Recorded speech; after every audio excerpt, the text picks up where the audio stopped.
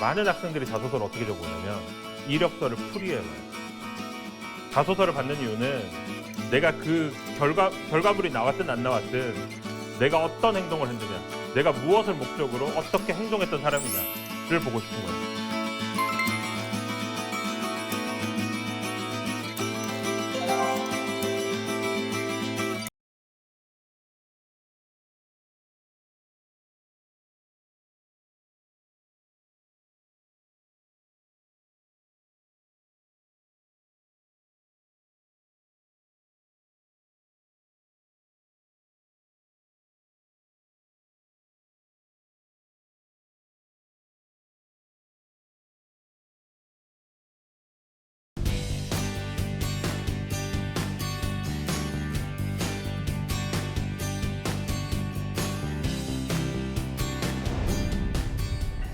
네, 저는 강의를 진행할 이호영이라고 합니다.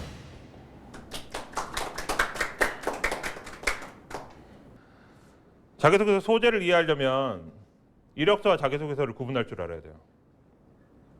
우리는 서류에서 서류 두 개를 내죠. 이력서와 자기소개서. 이 두 가지는 평가 기준이 달라요.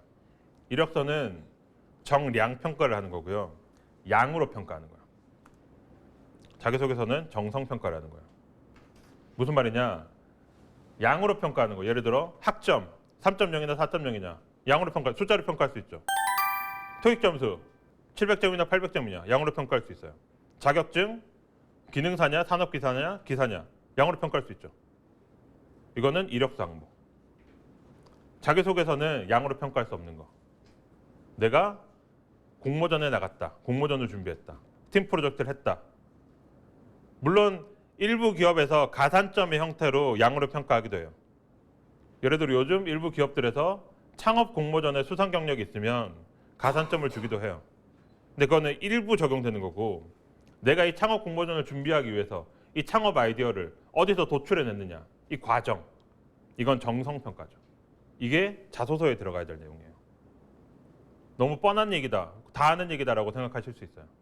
근데 많은 학생들이 자소서를 어떻게 적어오냐면 이력서를 풀이해봐요. 저 이런 경험도 있고 이런 경험도 있고 이런 경험도 있어요. 그렇게 쓸 거면 자소서 받을 이유가 전혀 없어요. 이력서를 한 장 더 받으면 되죠. 자소서를 받는 이유는 내가 그 결과물이 나왔든 안 나왔든 내가 어떤 행동을 했느냐, 내가 무엇을 목적으로 어떻게 행동했던 사람이냐를 보고 싶은 거예요. 그 과거의 그 행동을 통해서 미래에 우리 회사에 입사했을 때 이 사람이 어떻게 행동할 사람인가를 보고 싶은 거죠. 자기소개서를 세 개로 나눠보면 저렇게 돼요. 자기소개서. 나를 소개하는 거죠. 어떻게? 글로. 나에 대해서 전혀 모르는 누군가한테. 내 친구한테 나를 소개하지 않잖아요. 안녕? 나 이호영이야. 라고 맨날 만나는 친구한테 그렇게 소개하지 않죠. 나에 대해서 전혀 모르는 사람한테 글로 소개한다. 너무 간단한 얘기인데 많은 사람들이 간과하죠. 그래서 나만 아는 얘기를 써요. 일주일간의 유럽 여행을 통해서 많은 어려움들이 있었지만 꿋꿋이 이겨낼 수 있었습니다. 라고 자소서에 써요. 본인은 와 맞죠, 내가 유럽 여행하면서 너무 그때 힘들었어. 라고 막 혼자 막 떠올리죠. 그래서 이거 잘 쓴 건가? 하고 내 친구한테 보여줘요. 내 친구는 내 얘기 다 알거든요. 내 친구가 아 맞아, 너 유럽 여행 가서 진짜 힘들었잖아. 진짜 잘 썼다. 인사 넘기면 알까요? 모르죠. 그거 떨어지죠. 그래서 나를 모르는 사람한테 나를 어필하는 글이다 라는 게 핵심이고요. 자기소개서에 써야 되는 건 저 두 가지예요. 직무 역량과 조직 역량. 아까 전에 말씀드렸죠. 내가 일을 하는데 필요한 역량, 그리고 이 팀워크를 잘할 수 있는지 할 수 있는 역량. 그래서 직무 역량과 조직 역량 두 가지를 써요. 그래서 자소서에 쓸 수 있는 가장 좋은 항목은 내가 팀워크로 활동했던 경험이 제일 좋아요. 조직 역량은 따로 언급해 줄 필요는 없거든요. 내가 팀을 통해 성과를 냈던 경험을 쓰면 자연스레 조직 역량은 있는 걸로 보여요. 근데 나라는 사람을 알려면 내가 주관적으로 생각한 나와 객관적인 내가 동일한지 먼저 아셔야 돼요. 그래서 나에 대한 자료들을 모을 수 있는 최대한 많이 모아보는 게 좋아요. 사람들은 본인을 잘 모르거든요. MBTI 검사 같은 거 한번 해보시고요. 고용노동 워크넷 홈페이지 들어가면 무료 적성 검사 같은 거 많아요. 한번 다 해보세요. 온라인으로 바로 결과 알려줘요. 그래서 아, 나라는 사람이 적성검사상에서 이렇게 나타나는구나 라는 거를 미리 아셔야 돼요. 그리고 많은 학생들이 저 뭐가 좋은지 모르겠어요. 하고 싶은 게 아무것도 없어요. 라고 하는 분들이 있어요. 그분들한테 좋은 게 학교 도서관 한번 가보세요. 학교 도서관 가서 뭐 하냐면 꼭대기층부터 모든 층의 그 서고를 다 돌아다니는 거예요. 그래서 이렇게 한번 보고 가는 거죠. 그러면 진짜 생각지도 못했던 책들이 있어요. 와, 이런 분야도 있어? 이런 책도 있어? 나 이거 좋은데. 나 이거 관심 있는데. 거기서 뜻밖의 본인의 적성을 발견하는 사람들이 굉장히 많아요. 그건 2시간이면 되거든요.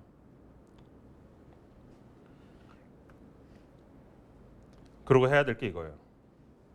제가 지난번 강의에도 똑같은 화면을 보여드렸는데 이게 오래 걸려요. 여기는 지금 고등학교부터 적어놨지만 태어날 때부터 이거를 본인이 작성해 봐야 돼요. 내가 언제 태어났고, 초등학교 언제 들어갔고, 중학교 언제 들어갔고, 고등학교 언제 들어갔고.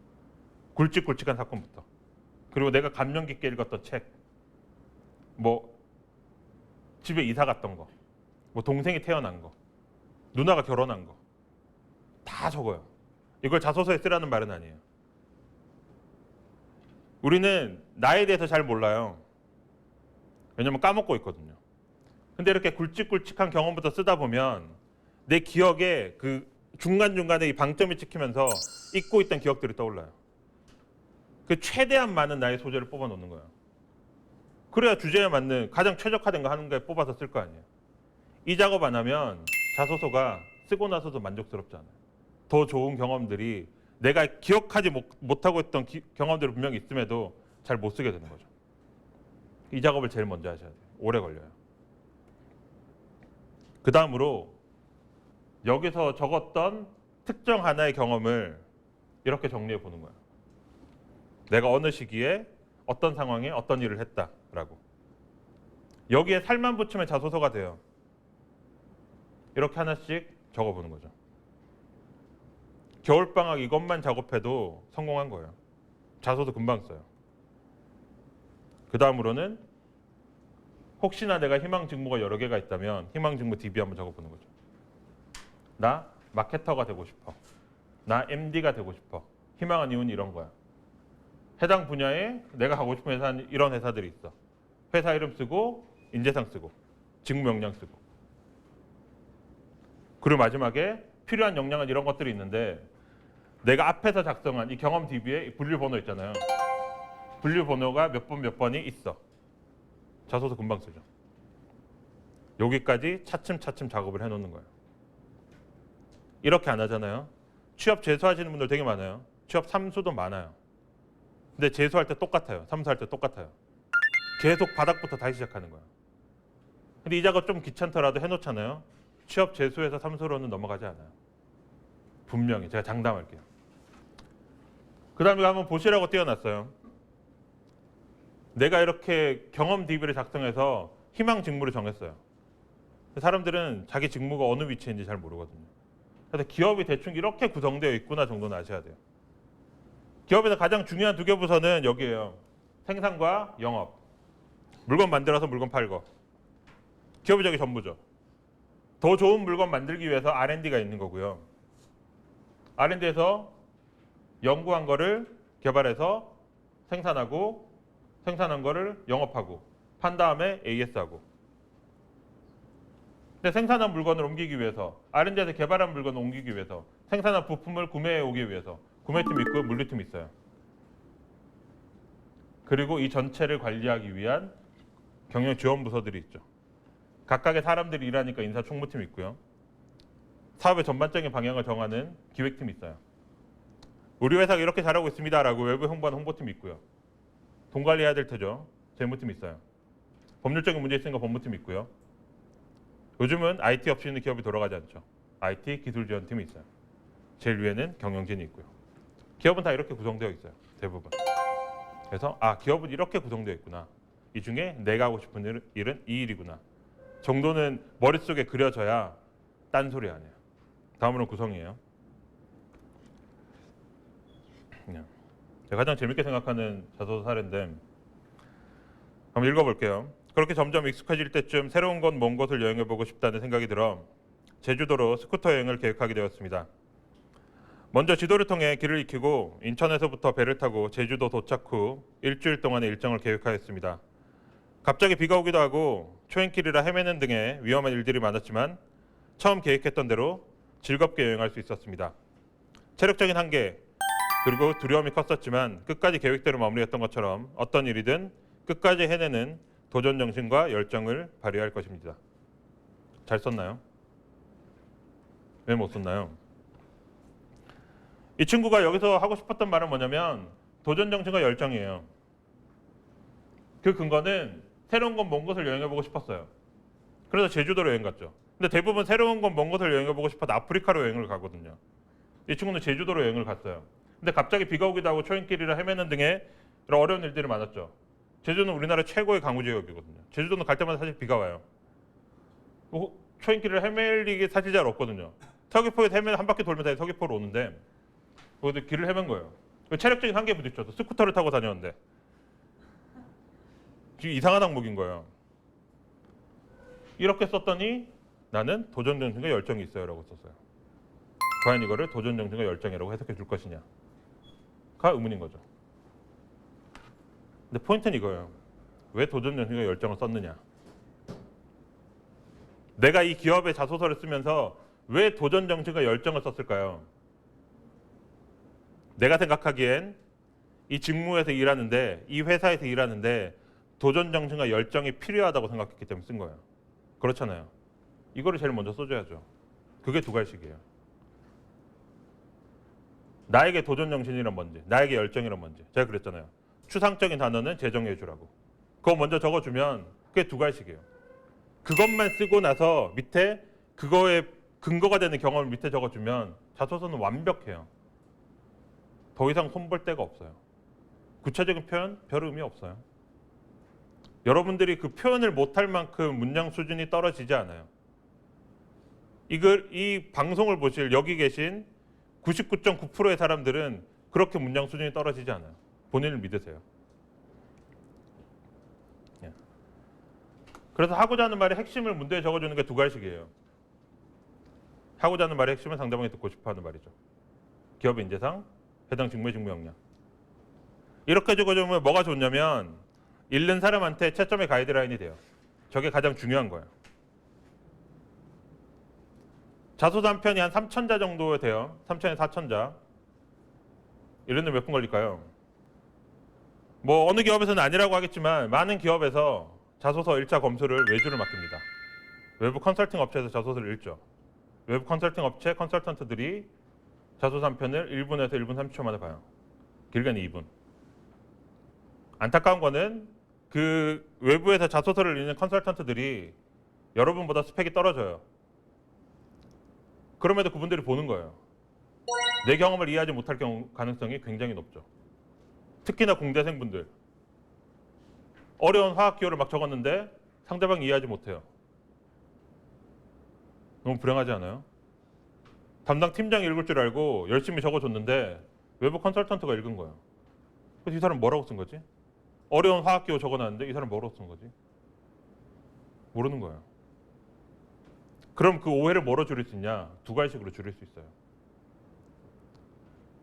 여기서 오해할 수 있는데 그러면 자소서에 어려운 화학 기호 쓰지 말라는 거냐? 그 말은 아니에요. 1차에서는 서류를 외주를 맡기겠지만 면접에서는 담당 팀장이 그 어려운 화학 기호를 이해하고 볼 거거든요. 그러니까 써주는 거 맞아요. 대신 내가 어떤 역량을 가지고 있냐는 두 가지씩을 먼저 찍어줘야 된다는 거죠. 나는 리더십을 가지고 있다. 나는 열정을 가지고 있다. 나는 문제에 대한 분석력을 가지고 있다. 나에게 분석력이란 이런 것이다. 나는 과거 경험을 통해 이런 거를 한 적이 있다. 그럼 어떻게 읽냐면 얘는 분석력을 썼네. 분석력에도 이렇게 설명했구나. 밑에 과거 경험이 있네. 그럼 얘는 분석력이 있는 거예요. 이렇게 찍어서 볼 수밖에 없어요. 1분에서 1분 30초 만에 보려면. 그러니 두 가지씩이 사실 가장 중요하죠. 내가 두 가지씩만 할 줄 안다. 그러면 자소서는 끝. 뒤에 표현 같은 거 별 의미 없다. 두 가지씩에서 같이 봐야 될 게 뭐냐면 소제목이에요. 소제목과 두 가지씩은 같은 거예요. 소제목 그리고 첫 문장 여기까지가 두 갈씩. 첫 문장이 너무 짧다. 그러면 두 번째 문장까지. 거기까지가 두 갈씩이에요. 소제목은 둘 중에 하나를 해야 돼요. 문단의 가이드라인 역할을 하거나, 즉 내가 밝히고자 하는 역량이 제일 문제에 뜨던가 아니면 재밌던가. 둘 중에 하나는 역할을 해야 돼요. 만약에 소제목에 재밌는 걸 적었어요.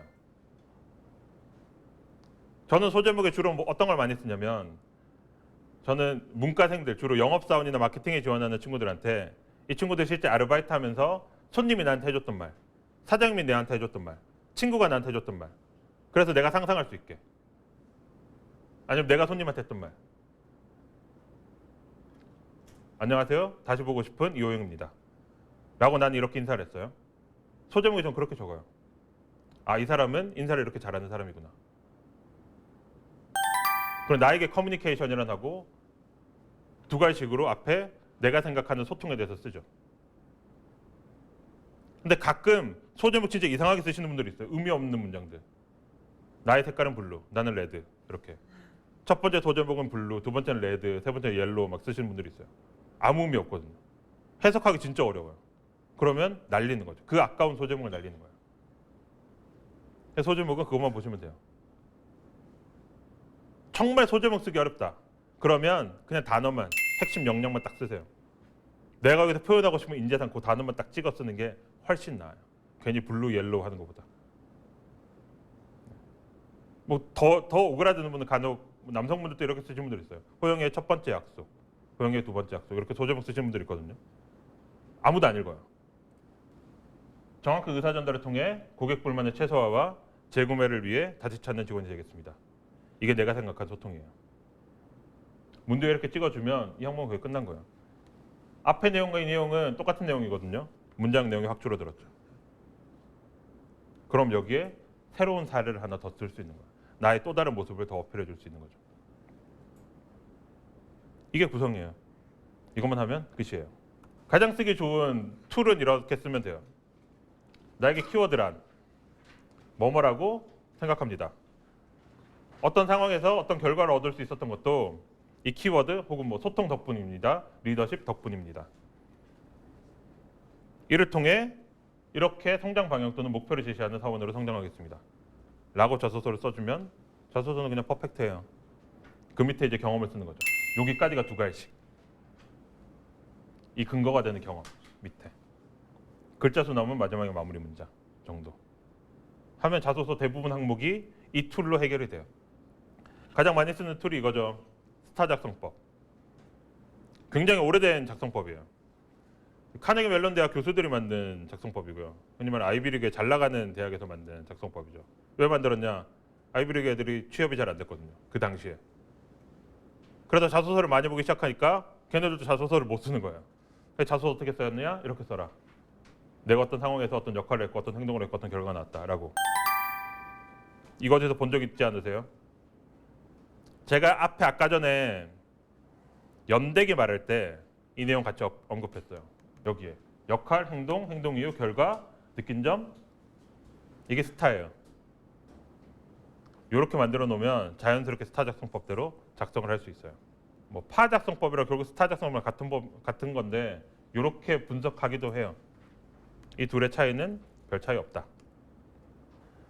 스타 작성법을 쓰는 이유는 기업의 채점 기준에 맞게 나를 어필하기 위해서예요. 뭐 이걸까지 이해할 필요는 없어요. 간단하게 볼 거는 요 밑에 거예요. 이렇게 적어 놓으면 읽는 사람이 내 자소서를 보고 어떻게 나를 면접을 보느냐. 면접을 보는 방식은 크게 세 가지예요. 첫 번째는 정기자료 구조화 면접. 이력서 가지고 평가하는 거예요. 요즘 저 가지고 잘 평가하지 않아요. 이력서 가지고 평가했다가 난리 나죠. 학벌이 부족하네요. 블라인드였는데. 그래서 잘 평가하지 않아요. 주로 많이 묻는 게 과거 행동 구조화 면접입니다. 과거 이런 경험 있으시네요. 어떻게 하실 건가요? 어땠나요? 그리고 간혹 미래 행동 구조화 면접을 물어봐요. 미래 어떤 특정 상황을 던져줘요. 우리 회사에 와서 이러이러한 문제가 발생했을 때, 고객이 클레임을 걸 때 어떻게 대응하실 건가요? 신제품이 내일까지 나와야 되는데 갑자기 회사 공장이 멈췄다. 어떻게 하실 건가요? 라고 위기관리 능력을 물어보죠. 그리고 만약에 본인이 면접장에 갔는데 나에게 그런 미래 상황에 대해서 물어본다. 쫄지 마세요. 합격할 가능성이 굉장히 높은 거예요. 이 친구 괜찮은데? 라고 진짜 입사해도 잘할까 하고 물어보는 거예요. 그러니까 쫄지 말고 긴장하지 말고 제대로 답변하면 합격할 가능성이 굉장히 올라갑니다. 기업에서 주로 이렇게 묻죠. 우리 회사 관련된 산업 이슈 중 관심 있는 것 하나 선택하고 해당 분야에서 본인의 역량을 어떻게 발휘할 것인지 쓰시오. 가 일반적인 자소서의 방식이에요. 이 항목을 어떻게 대응할 것이냐. 제가 앞에서 설명해 드렸던 이 산업의 변화를 이해해야 되고요. 이 산업의 변화가 우리 회사에서 내가 지원한 회사에서 어떻게 작용할 것인가를 보셔야 되는 거죠. 네, 앞에 말씀드렸던 같은 내용입니다. 마지막으로 표현인데 표현은 사실 별 의미 없어요. 하나만한 얘기긴 해요. 짧게 설명해 드리면 일단 한번 써보세요. 되게 뻔한 얘기인데 쓰면 그 쓴 문장이 대부분 맞아요. 여러분 문장에 별 문제가 없어요. 그러니까 그냥 쓰세요. 쓸 때 주의할 점은 몇 가지 포인트들이 있긴 있어요. 여러분이 대졸 학생이다 하면 학과 얘기를 반드시 생각하셔야 돼요. 근데 많은 학생들이 이런 경우가 있어요. 경영계열로 지원하는데 내가 경영학과 출신이 아니에요. 근데 경영 관련 대외 활동을 많이 했어요. 그럼 대외 활동 내용으로 자소서를 막 채우는 분들이 많아요. 근데 먼저 생각해 봐야 될 게 뭐냐면 여러분이 대졸이기 때문에 기업에서 뽑는 거예요. 대졸 공채로 지원할 거잖아요. 그러니까 내가 이 학과를 졸업한 게 이 직무에서 어떻게 작용할 수 있을지를 제일 먼저 생각해야 돼요. 그래야 항목이 제대로 나옵니다. 실제 외국어 전공하신 분들이 이렇게 많이 하고 와요. 영어, 일본어, 중국어 전공한 분들. 면접관들이 많이 질문하거든요. 영어학과 나왔는데 요즘 영어 다 잘하는데 왜 뽑아야 되죠? 그럼 이 지원자가 이 질문이 나올 거라는 걸 몰랐을까요? 알았어요. 알았는데 답을 못 찾은 거죠. 그래서 혹시나 나한테 질문하지 않을까라는 막연한 기대감에 면접장에 가죠. 그러면 그 막연한 기대감은 항상 깨집니다. 나한테 꼭 질문을 하죠. 왜 지원했죠? 그럼 저렇게 떨면서 답변하고 나오는 거예요. 그래도 뽑으면 주신다면 하고 나오죠. 떨어지는 거예요. 그래서 미리 좀 준비하자. 예전에 저한테 이렇게 자소서를 적은 분들이 있어요. 삼성전자는 세계 초일류 글로벌 기업으로서 아침에 갤럭시 알람 소리로 잠을 깨고 삼성 TV로 아침 뉴스를 보고 자기 전에 갤럭시와 함께 내일 일정을 체크하며 저는 하루의 시작과 끝을 삼성전자와 함께 하고 있습니다라고. 굉장히 감동적이죠. 최악의 자소서예요. 이렇게 적어오는 친구들이 간혹 있어요. 이렇게 쓸 게 아니라 좀 분석을 해야 된다. 사실 이것도 잘한 분석은 아니에요. 하지만 이거보다는 낫죠. 삼성전자가 현재 이 산업에서 어떻게 대응하고 있느냐, 어떻게 성장하고 있느냐, 최소한의 분석이라도 해보자는 거죠. 이런 거 묻는 분들이 많아요. 그리고 일부 취업 컨설턴트 분들은 자소서를 100개는 써야 된다라고 말하시는 분들도 계세요. 그분들이 틀렸다고는 못하겠어요. 100개 쓰면 당연히 붙을 확률이 있겠죠. 100개 써서 2개, 3개 붙어요. 100개 쓰면. 근데 5% 미만의 확률은 확률이 없는 거거든요. 그거는 통계학적으로 무의미한 확률이에요. 5% 미만의 확률은. 100개 써서 3개 붙었어요. 그게 무슨 의미가 있어요? 비싼 돈 주고 컨설팅 받았는데 컨설턴트가 하는 말이 자소서 100개 써와. 그럼 3개 붙여줄게. 그게 무슨 말 같지도 않은 소리죠? 100개 쓰는 것보다 본인이 쓸 수 있는 만큼 10개, 요즘 한 20개 정도까지. 그중에 한두 개 붙어서 가야 돼요. 근데 제가 예전에는 한 6, 7년 전에는 10편 미만으로 쓰라 그랬어요. 근데 지금은 그런 말은 못 하겠어요. 왜냐하면 일단 경쟁률이 너무 높고요. 전형이 너무 복잡해졌어요. AI 전형까지 들어오면서 전형이 좀 복잡해졌어요. 내가 잘 썼음에도 떨어질 가능성이 있어요. 그래서 내가 떨어진 걸 내 잘못을 생각하지 말고 한 번 더 지원해 보는 거죠. 그래서 10개에서 한 20개 정도. 본인이 더 쓸 수 있다. 나는 시간이 너무 많고 체력이 남아돈다. 하면 더 써도 돼요. 하지만 무지막지하게 복붙하지는 말자라는 거고요. 계속 반복했던 말이에요. 추상명사. 추상적인 단어는 재정의하자. 라는 거고요. 마지막으로 고치는 건데, 고치는 건 이렇게 생각하는 게 편해요. 내가 그냥 읽어봐요. 내 눈으로 읽는 것도 호흡을 해요. 내가 소리 내서 읽었을 때, 내가 눈으로 읽었을 때 그게 이상하면 그거 이상한 거예요. 그러니까 더 많이 복잡하게 생각하지 마시고 내가 읽었을 때 자연스러운가, 자연스럽지 않으면 좀 문제가 있구나 정도만 보시면 돼요. 그럼 문제 있는 걸 어떻게 고칠 거냐? 사례 하나만 볼게요. 인사직무 지원 동기예요. 노란색 표시한 것만 보죠. 처음 시작은 교육업체였고 조직의 미래를 결정하는 인재 양성의 중요성을 알게 되었습니다. 이 자소서의 키는 교육업체에서 인재 양성, 인사팀에 관심을 가지게 된 거예요. 이 사례가 들어가야죠. 가장 중요한 부분이 한 문장으로 축약되어 있는 거예요. 그 축약되어 있는 부분이 사실 진짜 소재인 거죠. 그래서 여기 이렇게 늘렸어요. 소상공인진흥원에서 주최한 빅데이터 교육의 주간 담당자로 참여했습니다. 같은 교육을 듣더라도 어떤 사람은 빅데이터를 마케팅에 적용하고 어떤 사람은 신규 제품 개발에 적용하는 등 이용하는 방법이 서로 달랐습니다. 같은 정보를 사람에 따라 이용하는 방법이 다르듯 관심사에 맞게 적재적소에 인재를 배치하는 일이 중요하다고 생각합니다. 내가 인사 담당자로서 느꼈던 경험이죠. 내가 인사 담당자에 지원한 이유. 글을 줄이는 방법은 이 정도예요. 근데 크게 신경 안 쓰셔도 돼요.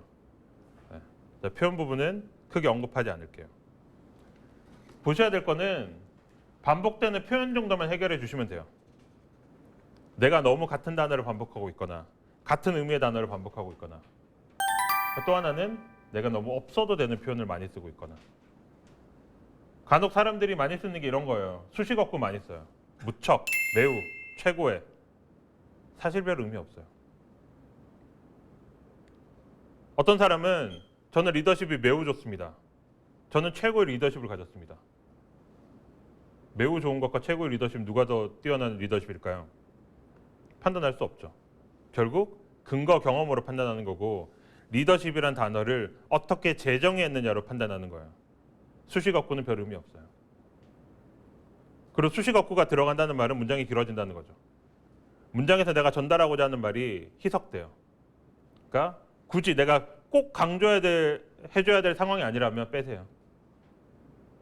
그리고 지시대명사 쓰는 경우도 많은데 내가 문장을 쓰다 보면 다음 문장으로 연결되다 보니까 지시대명사로 써요. 이것은, 그것은. 별로 추천하진 않아요. 왜냐하면 자소서를 그렇게 꼼꼼하게 읽어주지 않아요.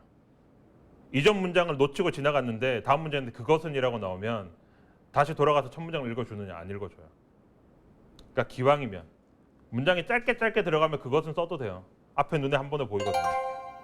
근데 대부분 문장을 좀 길게 쓰거든요. 그런 경우는 지시대명사 되도록이면 쓰지 말자 정도면 돼요. 제가 앞에서 한번 수정했던 자소서 항목을 다시 보면 사람이란 단어를 엄청 많이 썼어요. 배포해드린 자료에 보면 나올 거예요. 사람이라는 단어가 중복이 되죠. 이 사람이라는 단어를 줄여주는 거예요. 이렇게. 어디에서나 사람이 주인공이라고 생각합니다. 이에 HR을 선택하였습니다. 같은 교육을 듣더라도 사람에 따라 마케팅, 인사, 신규 제품 개발 등 이용하는 방법이 서로 달랐습니다. 라고 줄여주는 거죠. 이러면 해결됩니다. 마지막에 본인이 다 작성하신 다음에 이렇게 체크해 봐야 돼요. 그래서 나의 땡땡땡땡은 무엇인가? 나의 지원 동기는 무엇인가? 나의 강점은 무엇인가? 나의 성장 배경, 나의 가치관은 무엇인가? 라고 본인이 읽어야 돼요. 내 가치관이 들어간 한 문장, 내 지원 동기가 들어간 한 문장, 그걸 찾아내야 되는 거죠. 내가 읽었는데 내가 못 찾겠다. 자소서 잘못 쓴 거예요.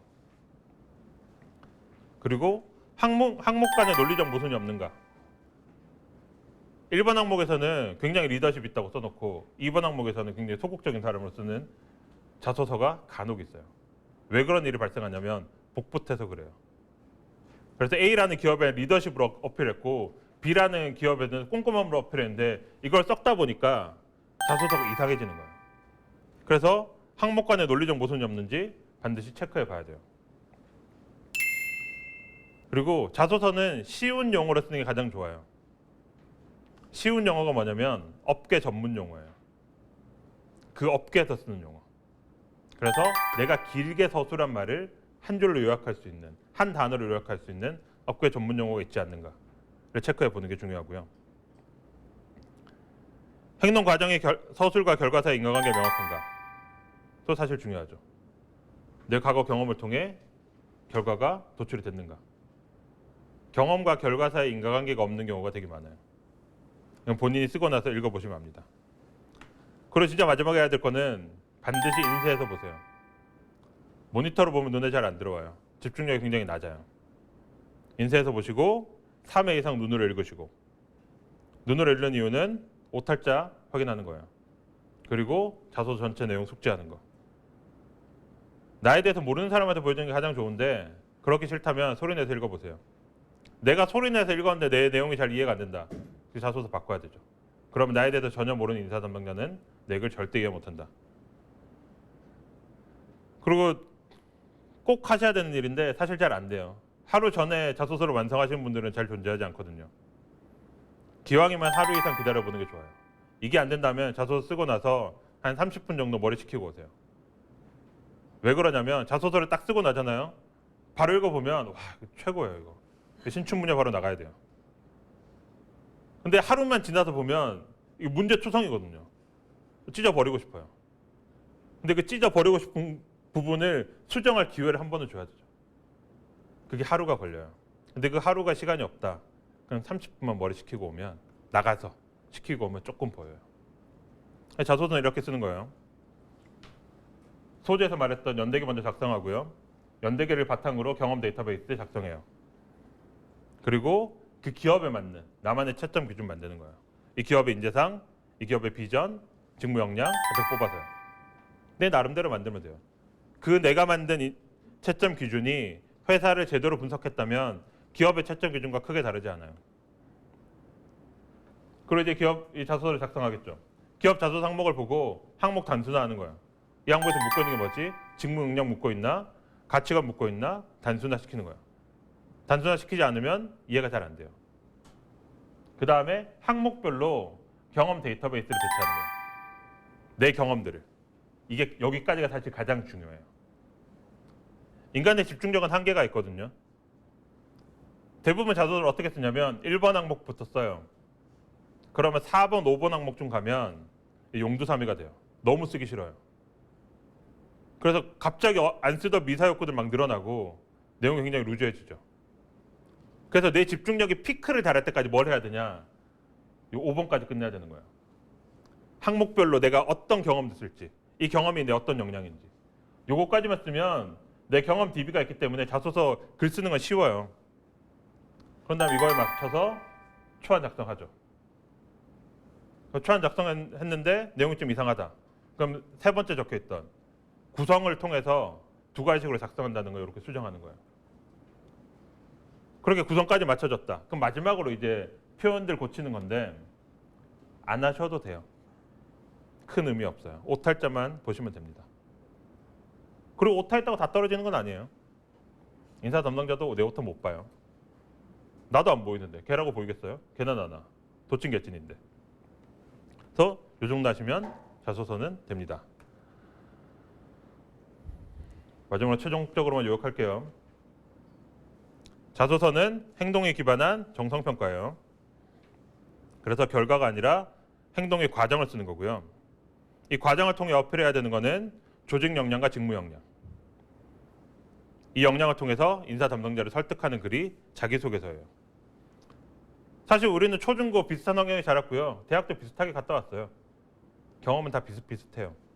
근데 그 비슷한 경험을 이 기업에 맞게 어떻게 쓰느냐, 그거는 내가 이 산업에 대해서 얼마나 잘 알고 있느냐, 이 기업에 대해서 얼마나 분석했느냐, 거기서 갈라져요.